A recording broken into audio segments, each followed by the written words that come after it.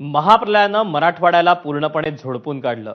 बेहाल मराठवाड्याचा अनेक नेते मंडळींकडून दौरा करत हतबल शेतकऱ्यांना धीर देण्यात येतोय। उपमुख्यमंत्री अजित पवार बीड जिल्ह्यातील नुकसानाची पाहणी करत असताना एक महिला तक्रार घेऊन त्यांच्याकडे आली, पण महिलेची तक्रार ही पुरामुळे झालेल्या आर्थिक नुकसानाची नाही, तर मुलाने ऑनलाईन गेमच्या नादात गमावलेल्या पैशांची होती। यावेळी अजितदादांनी या महिलेला काय सल्ला दिला पाहूया।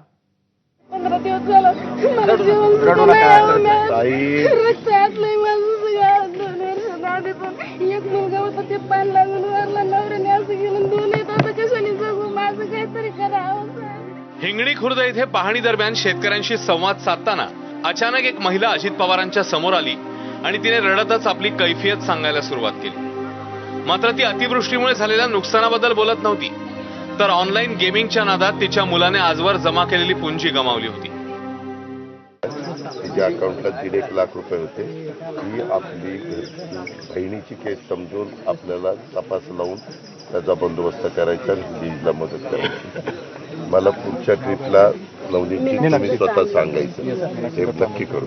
कारण फार म्हणजे सगळ्या बाजूने ती अडचणीत आली। ताई एवढं करा माझे 15 दिवस झालं मला जेवण सुद्धा नाही ताई रस्त्यात लई माझं सगळं 2 वर्ष आधीपासून एक मुलगा होता ते पान लागून वारला नवऱ्याने असं गेलं 2 येत आता कशाने जगू माझं काहीतरी करावं। एक मिनिट, तुला त्याच्यामध्ये तुझे लाडक्या बहिणीचे तर पैसे महिन्याला येतील, ते ह्यांनी कशाला मोबाईल बिबाईल माझं काहीच नव्हतं त्याच्यात। आपण मग तेच नेला मला कोण घेतलं काय केलं काय की त्याला बी कळालं नाही, सगळं काय केलं मला काय कळत बी नाही मोबाईल मधलं। या महिलेचे तब्बल 1,34,000 रुपये सायबर फ्रॉडमुळे खात्यातून गायब झाले। अजित पवारांनीच जाहीर केलेल्या लाडकी बहीण योजनेत मिळालेला, तसंच मजुरी आणि पतीच्या आत्महत्येनंतर मिळालेला हा निधी होता।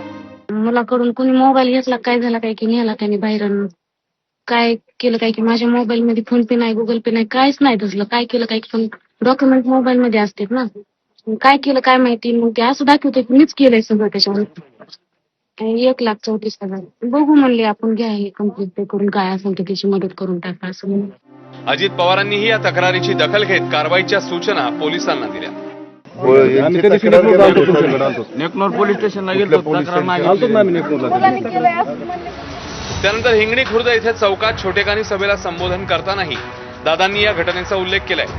या महिलेचा मुलगा ऑनलाईन गेममध्ये पैसे हरला असल्याचं दादांनी म्हटलं। लाडक्या बहिणींना मिळालेला पैसा असा जाणं योग्य नाही, अशा कानपिचक्या दादांनी दिल्या। मला एक माझी विधवा भगिनी भेटली, तिचा मोबाईल तिच्या मुलाच्या ताब्यात पडला। अलीकडं मुलं आई वडिलांना माहिती नसतं आणि काहीतरी गेम खेळतात, त्याच्यातनं तो कदाचित, मी आता पोलिसांना सांगितलं, इथं SP आहेत, जिल्ह्याचे पोलिसांचे प्रमुख इथं आहेत, मी त्यांना सांगितलं की ते तपासा। मला सगळ्यांना तुम्हाला हात जोडून विनंती करायची की कृपा करून तुमचे फोन आणि ते पैसे असे जाणार नाही, एवढी काळजी तर घ्या। 1 लाख रुपयाची बचत करून या माऊलीने कित्येक स्वप्नांची पेरणी केली। त्यातली काही स्वप्न अतिवृष्टीच्या पाण्यात वाहून गेली, तर उरलेल्या स्वप्नांवर सायबर गुन्हेगारांनी दरोडा टाकला। ब्युरो रिपोर्ट, ABP माझा।